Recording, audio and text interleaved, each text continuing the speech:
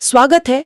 आज हम प्रथम विश्व युद्ध के भंवर में मतलब उसकी गहराइयों में उतर रहे हैं। इसे महान युद्ध भी कहते हैं। जी हाँ, बिल्कुल, द ग्रेट वॉर। हमारे पास प्रथम विश्व युद्ध, इतिहास और प्रभाव से कुछ जानकारी है और आज हम इसी पर बात करेंगे।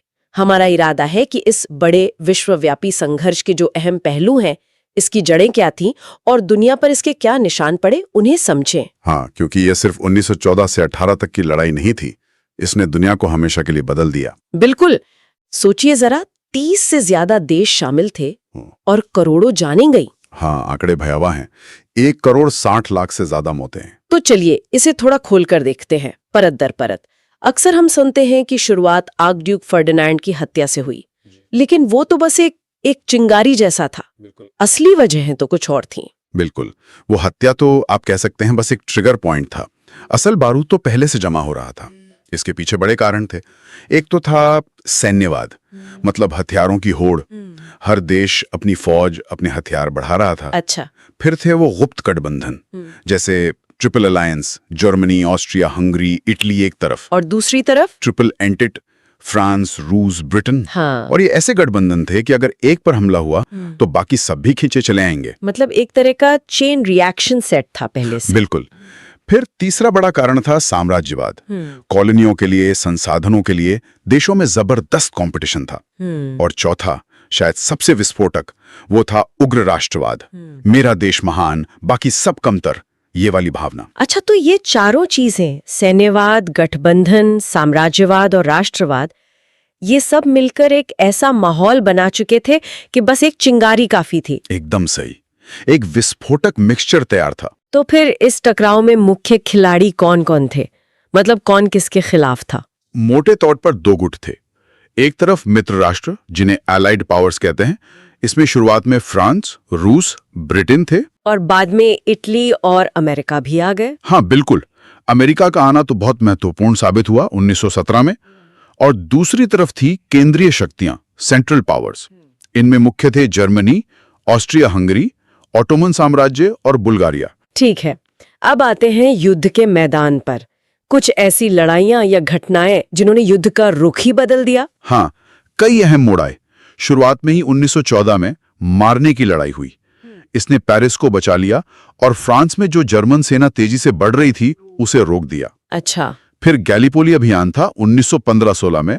वो मित्र राष्ट्रों के लिए एक बहुत बड़ी नाकामी थी। लेकिन शायद सबसे भयानक थी वर्डन और सोम की लड़ाइयां 1916 में। लाखों सैनिक मारे गए, भयानक खाई युद्ध, ट्रेंच वॉरफेयर शुरू हो गया। हाँ, उन खाइयों के बारे में पढ़ते हैं तो रोंगटे खड़े हो जाते हैं। वो जिंदगी अकल्पनीय है। सही कहा। फिर 1917 एक बहुत ही निर्णायक साल साबित हुआ। वो कैसे? दो बड़ी बातें हुई। एक तो जर्मनी ने अंधाधुंध यू-बोट हमले शुरू किए और वो जिम्मरमैन टेलीग्राम वाला मामला भी सामने आया। हाँ, जिसमें जर्मनी ने मेक्सिको को उकसाया था अमेरिका पर हमला करने के लिए। बिल्कुल। उसके बाद अमेरिका युद्ध में शामिल हो गया और दूसरी तरफ उसी साल रूस में क्रांति हो गई, बोल्शेविक क्रांति। हाँ, और उसके बाद रूस युद्ध से हट गया तो एक बड़ा खिलाड़ी बाहर हुआ, एक नया अंदर आया। और अंत में 11 नवंबर 1918 को युद्ध विराम हुआ। जर्मनी ने सरेंडर कर दिया। जी हाँ, युद्ध विराम हुआ। युद्ध तो खत्म हो गया, पर दुनिया पर इसके निशान बहुत गहरे पड़े। क्या थे वो परिणाम? दुनिया बदली कैसे? परिणाम बहुत बड़े और दूर तक जाने वाले। सबसे पहले तो दुनिया का नक्शा ही बदल गया। नक्शा बदल गया? हाँ, 4 बड़े साम्राज्य, ऑटोमन, ऑस्ट्रो हंगेरियन, रूसी और जर्मन, ये सब खत्म हो गए, ढह गए। बाप रे, 4 साम्राज्य! और इंसानी कीमत, वो तो हमने बात की ही। 90 लाख से ज्यादा सैनिक और करीब 70 लाख आम नागरिक मारे गए। अभूतपूर्व तबाही थी। और युद्ध लड़ने के तरीकों पर भी तो असर पड़ा होगा। नई तकनीकें आई। हाँ बिल्कुल, ये वो युद्ध था जिसने आधुनिक युद्ध का चेहरा दिखाया। टैंक, मशीन गन, जहरीली गैस, हवाई जहाज, पनडुब्बियां। हाँ, ये सब चीजें बड़े पैमाने पर इस्तेमाल हुई। युद्ध और ज्यादा मशीनी और ज्यादा विनाशकारी हो गया। अर्थव्यवस्था का क्या हुआ और राजनीति पर क्या असर पड़ा? अर्थव्यवस्थाएं तो पूरी तरह चरमरा गईं। भारी कर्ज, महंगाई और राजनीतिक तौर पर भी भारी उथल-पुथल हुई। कई देशों में क्रांतियां हुई और यहीं से फासीवाद और साम्यवाद जैसी विचारधाराओं को भी उभरने का मौका मिला। और फिर वो वर्साई की संधि, 1919 में। हाँ, वो संधि जिसने शांति लाने की कोशिश की, लेकिन उसमें जर्मनी पर इतनी कठोर शर्तें थोप दी गईं कि उसने अनजाने में अगले महायुद्ध मतलब द्वितीय विश्व युद्ध के बीज बो दिए। हाँ, कह सकते हैं।